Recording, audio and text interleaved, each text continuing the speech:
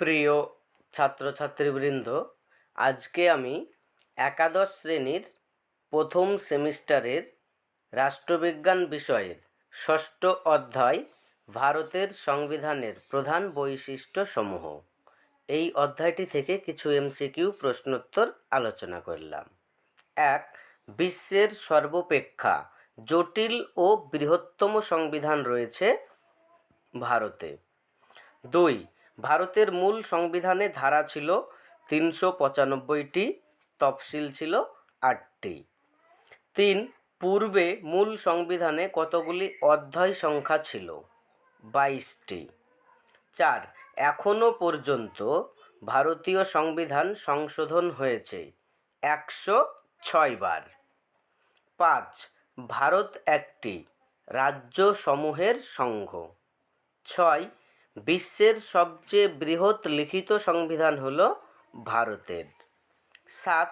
ভারতের সংবিধানের প্রকৃতি সুপরিবর্তনীয় ও দুষ্পরিবর্তনীয়। 8. মডার্ন কনস্টিটিউশন বইটির রচয়িতা হলেন কেসি হোয়ার। 9. সহজে পরিবর্তন করা যায় না এমন সংবিধানকে বলে অনমনীয় সংবিধান। এখানে একটু ভুল আছে, নমনীয় করা রয়েছে, এটি হবে অনমনীয়। 10. জরুরি অবস্থায় সবচেয়ে কার্যকরী সংবিধান সুপরিবর্তনীয় সংবিধান। 11. নমনীয় ও অনমনীয় সংবিধানের মাঝামাঝি হল ভারতের সংবিধান। 12. লিখিত সংবিধান কার দ্বারা রচিত? সংবিধান সভা দ্বারা। 13. লিখিত সংবিধানকে রক্ষা করার দায়িত্বে আছে বিচার বিভাগ। 14. সংসদীয় শাসন ব্যবস্থা বর্তমানে রয়েছে ভারতে। 15. সংসদীয় শাসন ব্যবস্থার প্রধান বৈশিষ্ট্য হল পার্লামেন্টীয় কমিটি ব্যবস্থা। 16. সংসদীয় শাসন ব্যবস্থায় রাষ্ট্রের সর্বোচ্চ স্থানে অধিষ্ঠান করেন রাষ্ট্রপতি। 17. সংসদীয় ব্যবস্থায় মন্ত্রিসভা দায়িত্বশীল থাকে আইনসভার কাছে। 18. মন্ত্রিসভা পরিচালিত সরকারে ক্যাবিনেট দায়িত্বশীল থাকে আইনসভার নিম্নকক্ষের কাছে। 19. সংসদীয় গণতন্ত্রে প্রকৃত শাসক বলে চিহ্নিত করা হয় প্রধানমন্ত্রীকে। 20. সরকারের আঞ্চলিক সমস্যা উপেক্ষিত হয় এককেন্দ্রিক শাসন ব্যবস্থায়। 21. বৃহৎ রাষ্ট্রের ক্ষেত্রে উপযোগী শাসন ব্যবস্থা হল যুক্তরাষ্ট্রীয়। 22. যুক্তরাষ্ট্রীয় সরকার বলতে বোঝায় কেন্দ্র ও রাজ্য উভয় সরকার। 23. ফেডারেল গভর্নমেন্ট গ্রন্থের লেখক কেসি হোয়ার। 24. যুক্তরাষ্ট্রীয় সরকারের অন্যতম বৈশিষ্ট্য কেন্দ্র রাজ্য ক্ষমতা বন্টন। 25. যুক্তরাষ্ট্রে সরকারের সংখ্যা হল 2টি। 26. যুক্তরাষ্ট্রে দু ধরনের সরকার হল কেন্দ্রীয় সরকার ও রাজ্য সরকার। 27. যুক্তরাষ্ট্রীয় শাসন ব্যবস্থায় প্রাধান্য পায় সংবিধান। 28. যুক্তরাষ্ট্রীয় ব্যবস্থায় সমগ্র দেশের শাসনকার্য পরিচালনা করে কেন্দ্রীয় সরকার। 29. যুক্তরাষ্ট্রের আইনসভা হল দ্বিকক্ষ বিশিষ্ট। 30. ক্ষমতা বন্টনের ভারতীয় সংবিধানে তালিকা রয়েছে 3টি। 31. বর্তমানে কেন্দ্রীয় তালিকায় বিষয় আছে 100টি। 32. বর্তমানে ভারতে রাজ্য তালিকার বিষয় রয়েছে 61টি। 33. ভারতে বর্তমানে যুগ্ম তালিকার অন্তর্ভুক্ত বিষয় 52টি। 34. শিক্ষা ও স্বাস্থ্য রয়েছে যুগ্ম তালিকার অন্তর্ভুক্ত। 35. বর্তমান ভারতে অঙ্গরাজ্যের সংখ্যা হল 28টি। 36. বর্তমান ভারতে কেন্দ্রশাসিত অঞ্চলের সংখ্যা 8টি। 37. একটি কেন্দ্রশাসিত অঞ্চল হল দিল্লি। 38. ভারতে স্বেচ্ছাধীন ক্ষমতার অধিকারী রাজ্যপাল। 39 ভারতের নাম সর্বস্ব শাসক রাষ্ট্রপতি। 40 রাষ্ট্র কর্তৃক স্বীকৃত ও সংরক্ষিত সুযোগ সুবিধাকে বলে অধিকার। 41 সকল প্রকার অধিকারের উৎস রাষ্ট্র।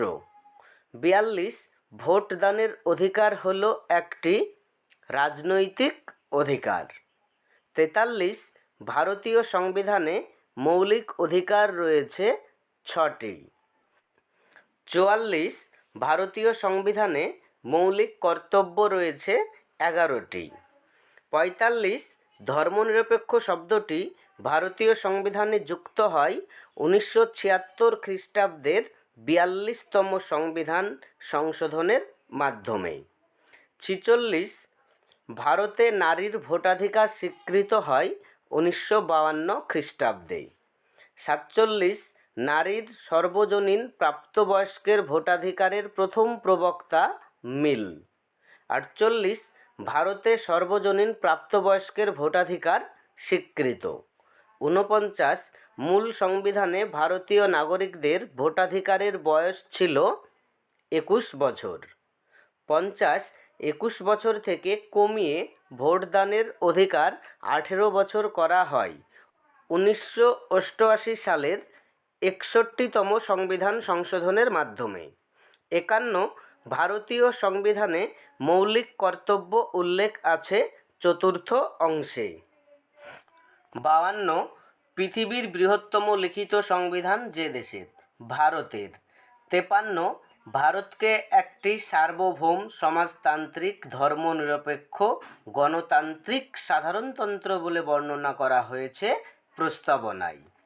54 ভারতীয় সংবিধানের অনমনীয় ধারা হল 368 নং ধারা। 55 রাষ্ট্রের চরম ও সর্বোচ্চ কর্তৃপক্ষের শৃঙ্খলাবদ্ধ রূপ হল সংবিধান, কথাটি বলেছেন অ্যারিস্টটল। 56 ভারতীয় সংবিধানে বর্তমানে নির্দেশমূলক নীতির সংখ্যা 17টি। 57 বর্তমানে ভারতীয় সংবিধান স্বীকৃত ভাষার সংখ্যা 22টি। 58 ভারতে বর্তমানে মৌলিক অধিকারের সংখ্যা 6টি। 59 ভারতে বর্তমানে মৌলিক কর্তব্যের সংখ্যা 11টি। 60 ভারতের প্রথম রাষ্ট্রপতি ছিলেন রাজেন্দ্র প্রসাদ। 61 সংবিধান ব্যাখ্যার দায়িত্ব ন্যস্ত রয়েছে সুপ্রিম কোর্টের উপর। 62 ভারতের প্রথম প্রধানমন্ত্রী ছিলেন জওহরলাল নেহেরু। 63 ভারতীয় সংবিধানের রূপকার হলেন ডক্টর বি.আর. আম্বেদকর। 64 ভারতকে আধা যুক্তরাষ্ট্র বলে অভিহিত করেন কেসি হোয়ার।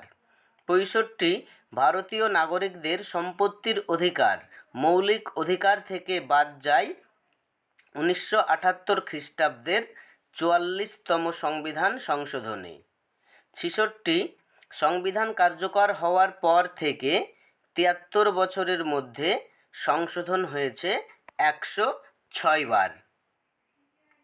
67 মৌলিক অধিকারগুলি আদালত কর্তৃক বলবৎযোগ্য। 68 নির্দেশমূলক নীতিগুলি আদালত কর্তৃক বলবৎযোগ্য নয়। 69 ভারতীয় সংবিধানে এক নাগরিকত্ব স্বীকার করা হয়েছে।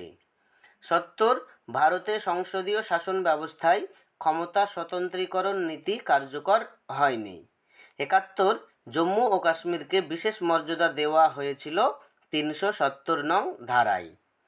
72 2018 সালের একটি মামলায় সুপ্রিম কোর্ট সংবিধানের 370 নং ধারাটিকে অস্থায়ী ধারা নয় বলে চিহ্নিত করেছিল। এই হচ্ছে ষষ্ঠ অধ্যায় থেকে কিছু গুরুত্বপূর্ণ প্রশ্নোত্তর। পরবর্তী ভিডিওগুলি পেতে চ্যানেলটি সাবস্ক্রাইব করে পাশে থাকা বেল আইকনটি অন করে রাখো।